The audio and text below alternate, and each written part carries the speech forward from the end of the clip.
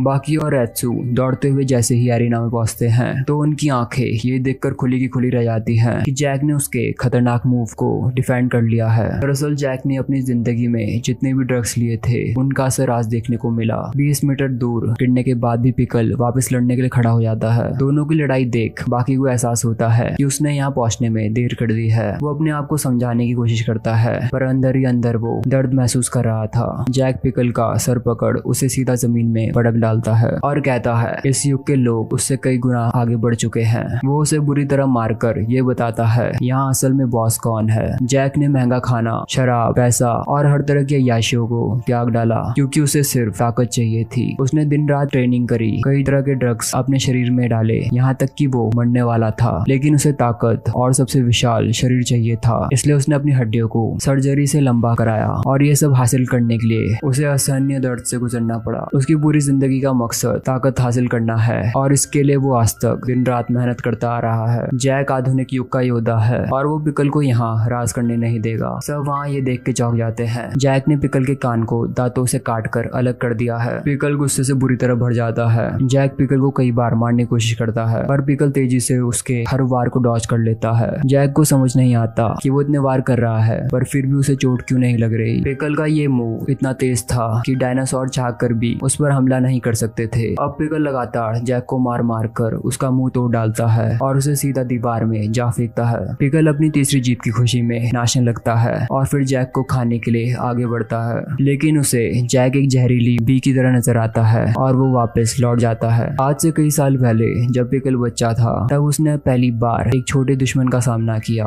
B को मारने के बाद जब उसने उसे खाया तो उसका पूरा शरीर हिल गया। उसे ऐसा लगा जैसे उसके अंदर ज्वालामुखी फट गया हो और वो पूरा समय दर्द से तड़पता रहा। पिकल कई घंटों तक हिल नहीं पाया और उसके दिमाग में ये बैठ गया कि कुछ चीजें मरने के बाद भी नहीं मरती। पिकल समझ गया जैक भी उन्हीं में से एक है और वो अभी भी जानलेवा है। इसलिए पिकल उसके करीब नहीं जाता और डर के मारे उसके पसीने निकलने लगते हैं। बाकी और टोकीगावा समझ नहीं पाते आखिर पिकल जैक से डर क्यों रहा है। टोकीगावा जैसे ही उसके करीब जाकर उसे छूता है जैक तुरंत हमला कर डालता है। टोकीगावा की हाइट कम होने के कारण वो बच जाता है और चौंक जाता है कि बेहोश होने के बाद भी उसकी बॉडी ने हमला कर डाला। बाकी ये देख घबरा जाता है। अगर पिकल उसके करीब चला जाता तो जैक की दोनों उंगलियां उसके कान के पर्दे फाड़ डालती और शायद वो उसके मेडुला ऑब्लोंगाटा को भी बर्बाद कर डालता। और अगर ऐसा होता तो जैक ये लड़ाई जीत जाता। जैक ने अपनी बॉडी के हर सेल को इस तरह ट्रेन किया था कि वो अपने दुश्मन को बेहोशी की हालत में भी मार सकता था। अब हॉस्पिटल में डॉक्टर टोकीगावा को ये बताते हैं कि जैक की सर्वाइकल स्पाइन को काफी नुकसान पहुंचा है पर वो जल्द ही ठीक हो जाएगा। लेकिन जैक हॉस्पिटल से भागकर दोबारा पिकल से लड़ने पहुंच जाता है। वो पिकल के चेहरे पे लगातार 5 किक मारता है लेकिन पिकल लड़ने के बजाय डर के मारे भागने लगता है क्योंकि उसने आज तक ऐसे आदमी को नहीं देखा जो मरने के बाद भी वापस जिंदा हो गया हो।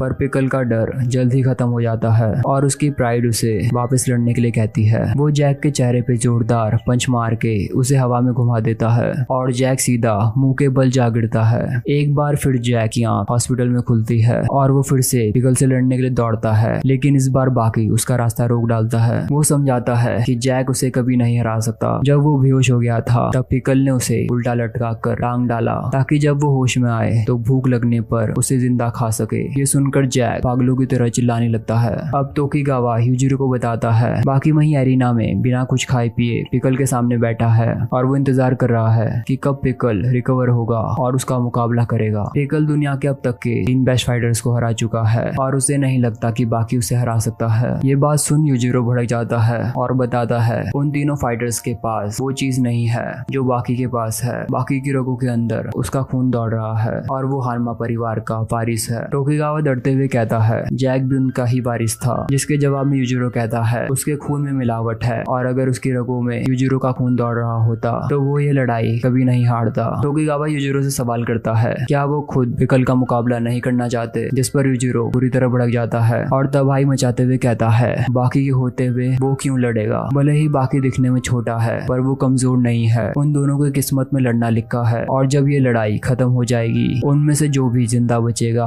उसे यूजिरो जिंदा खा जाएगा। अब कुछ साइंटिस्ट द्वारा पिकल को खाने के लिए टी-रेक्स का मीट दिया जाता है। भूखा पिकल खाना देखते ही उस पर टूट पड़ता है। वो मीट का कुछ हिस्सा बाकी को ऑफर करता है और दोनों पेट भर के इसे खा लेते हैं। अब लंबा इंतजार करने के बाद बाकी का सब्र टूट जाता है और वो पिकल के पास आकर उसे उकसाने की कोशिश कोशिश करता है। पिकल तुरंत ही भड़क जाता है और बाकी पे टूट पड़ता है। बाकी उसे हाई राउंड हाउस किक मारकर नीचे गिरा देता है। रेत्सु बताता है पिकल का पेट भरा हुआ है और बाकी उसे ये बताना चाह रहा है कि जानवर खाने के लिए लड़ते हैं पर हम इंसान इज्जत के लिए लड़ते हैं, और बाकी उसे समझाएगा कि ये लड़ाई उसे अपनी प्राइड बचाने के लिए लड़नी होगी। अब बाकी लगातार पिकल के चेहरे पे किक मारने लगता है। वो उसकी गर्दन जकड़ के ये कहता है कि वो यहाँ उसे मारने नहीं आया है, ना ही वो खुद मरने आया है। तभी पिकल हाई जंप मार के छत की ओर पहुंच जाता है और वहां से बाकी को लेके नीचे कूद पड़ता है। सभी वहां ये देख के सोचते हैं कि 100 मीटर की ऊंचाई से कूदने पर उनका क्या हाल होगा। दोनों जमीन में जा गिरते हैं। बाकी के अंदरूनी ऑर्गन्स बुरी तरह घायल हो गए थे, पर वो ऐसा दिखाने की कोशिश करता है जैसे वो बिल्कुल ठीक है। अब पिकल उसकी हालत देख हाथ जोड़कर दुआ करने लगता है। अपने अपोनेंट को उसके लिए दुआ करते देख बाकी अपमानित महसूस करता है और वो खुद को रोक नहीं पाता। वो साबित कर देता है कि उसकी प्राइड उसके दर्द से भी कहीं ज्यादा मायने रखती है। उसके फेफड़े बुरी तरह टूट चुके थे और वो मुश्किल से ही कुछ बोल पा रहा था। बाकी किसी तरह चिल्लाते हुए उसे कहता है कि वो उसके लिए दुआ करना बंद करे और आके उससे मुकाबला करे। पिकल लड़ने के लिए खड़ा हो जाता है और तेजी से पंच उसकी तरफ लाते हुए रोक देता है और फिर हल्के से उसे पंच करके अपमानित करता है। वो बार बार ऐसा करता है। तोकुगावा ये देख कुछ समझ नहीं पाता,